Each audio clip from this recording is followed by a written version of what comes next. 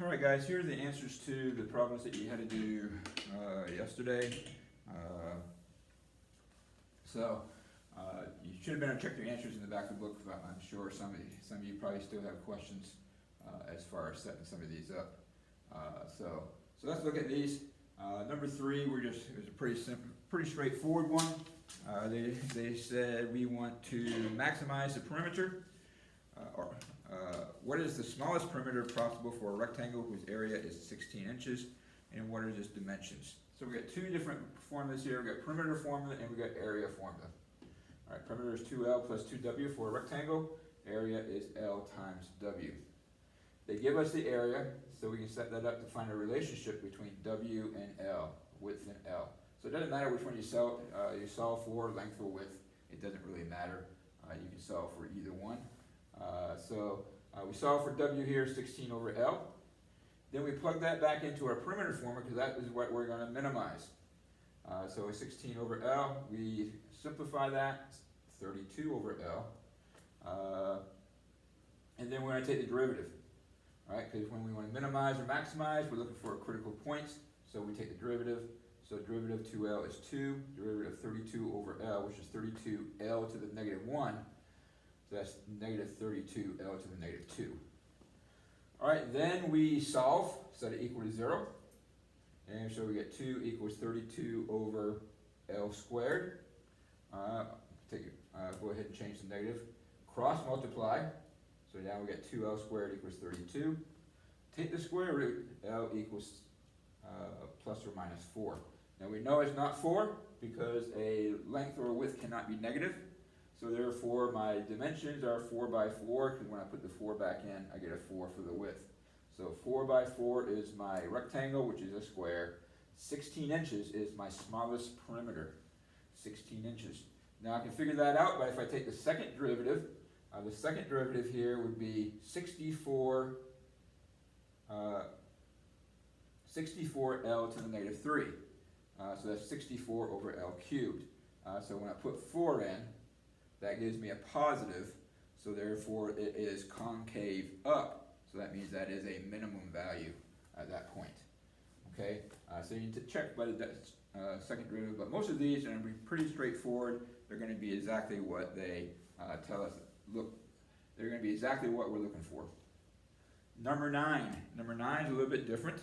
Number 9 says the rectangular plot of a farmland will be bounded on one side by a river. So here's our river on this side here. So we have fence on the other side, so we got 2 widths and we got one length.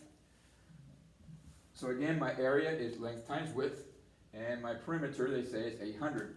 This time we are maximizing area, so we want the biggest area. So we find a relationship between my length and width. So I have 800. 800 equals 2L plus 2W plus L. Solve for L, be the easiest one to solve for. 800 minus 2W. So what I'm going to do here, I'm going to take this and plug it back into my area formula because that's what I want to maximize. So I multiply 800 minus 2W times W, 800W minus 2W squared. Take the derivative, 800 minus 4W, set it equal to 0, 800 equals 4W, and so therefore W equals 200. Put the 200 back in here, 800 minus 400, so 400 is my length. So my dimensions are 200 meters by 400 meters. Here's the 400 meters, and this is the 200 meters. And my area, my maximum area would be 80,000 meters squared. 80,000 meters squared. Pretty straightforward formula or problem.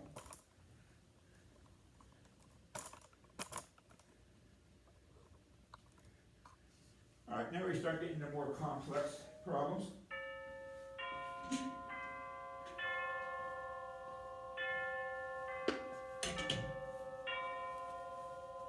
All right, here we have a circular cylinder. So we're making a can. They say the volume is 1,000 centimeters cubed. All right, we're cutting the bases, the circles, out of squares that are 2R by 2R.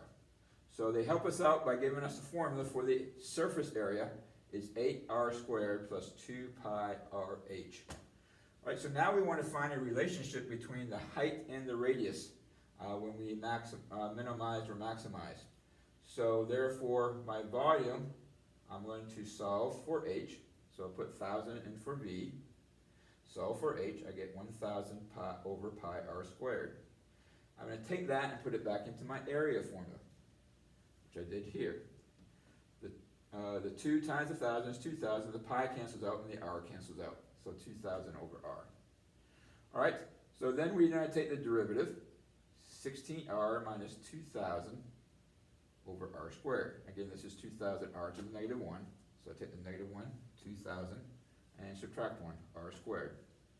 Set it equal to 0. Multiply everything by r squared. 16r cubed minus 2,000. And I'm going to solve, take the 2,000 to the other side.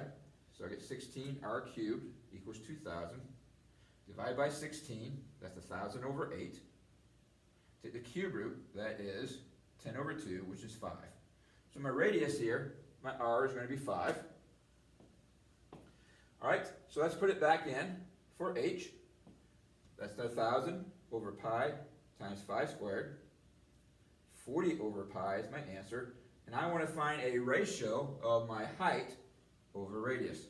So that's 40 over pi over 5. So my ratio, when I simplify that, that's going to be 40 over pi times 1/5. That gives me 8 over pi. So my ratio from my height to my radius is 8 over pi ratio. 8 over pi ratio. Okay? Number 19, we're making a suitcase.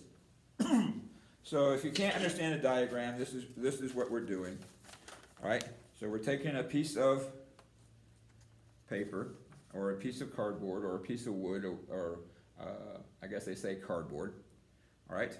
And my length here is 36, and my width is 24. They say we're going to fold it in half. So now we have 18 by 24. Okay? The bottom was 36. Then they say we're going to cut corners, squares out of each corner. That's what we did here. X and X. So that when I open it up, all right, I have this piece that's looking. This is what they're showing us on the bottom. All right, so what happens is we fold it here, all right. All right, there's our side. And we fold these 2 inches down, and then I have my suitcase. All right, so basically what I want to know the volume. So if I cut out x's here, this piece here is 24 minus 2x, and this piece here is 18 minus 2x. All right, so if I fold it from here to here, that means this is my height of my volume, which is x and x, 2x. So that's how I get my volume, length times width times height, 24 minus 2x, 18 minus 2x, times 2x is my height. So there I can do multiply it out, 864x minus 168x squared plus 8x cubed. Letter B, it says find the domain. Well, again, my domain has to be greater than 0 because x has to be some type of number. And it has to be less than 9. How do I know? Well, if it's 9 would work here because 24 minus 18 is still positive. But 9, anything over 9 here would not work because 18 minus anything bigger than 18 would be negative. And I can't have a negative side. So therefore I know that it's between 0 and 9. Letter C said that put it in your graphing calculator, so you would put this in your graphing calculator here. All right, find your maximum. All right, when you find your maximum, use your second calc maximum on your graph. You will find out that the maximum value is going to be at 3.39, I think. 3.39 is what it amounts to. All right. Letter D, they want us to do it algebraically, so that's what I'm going to show you algebraically. So we take this volume here, multiply it out, take the derivative, 864 minus 336x plus 24x squared, take the derivative of this here. All right, I'm going to factor out the 24, so divide everything by 24. So 0 divided by 24 is 24, 864 is 36, 336 divided by 24 is 14, and x. There's no factors of 36, so we'll add up to equal 14, so I use quadratic formula, which I do here. Okay, and then I have 14 plus or minus 7.21 divided by 2. I get 10.61, and I get 3.40. When you do that on your calculator, you can check that out. I know I can't be 10.61 because it has to be less than 9. So then therefore the only answer is 3.40 or 3.39, whatever the book says. All right, letter D, they say they want to find the volume. They want to find the size of the x when the volume is 1120. So basically you have a formula that looks like this.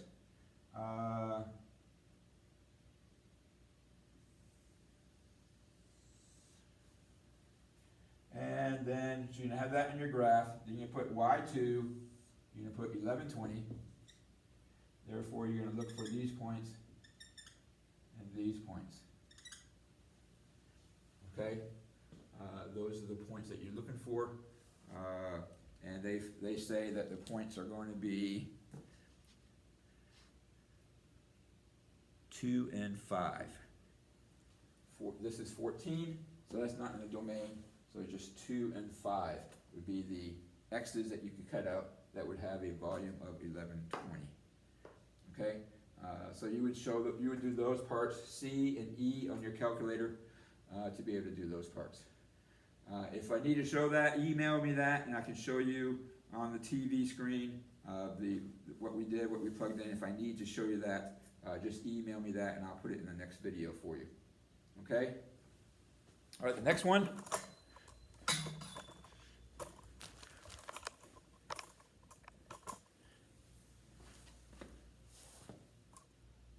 All right, 23, we are finding maximum profit. Here's my revenue, 8 square root of x. Here's my cost, 2x squared. Take the derivative, 4x to the negative 1, or x to the negative 1/2, and derivative of cost is 4x. Maximum profit is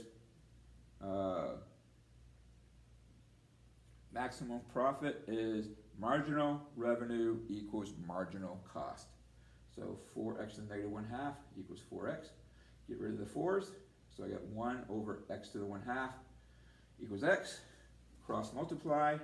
1 equals x to the 3/2. Take the 2/3 of both sides, and I get x equals 1.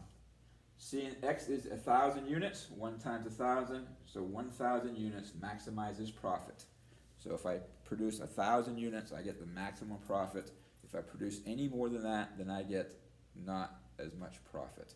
Any less than that, I don't get as much profit. So that's how we do in 23. That's pretty straightforward. And then 25.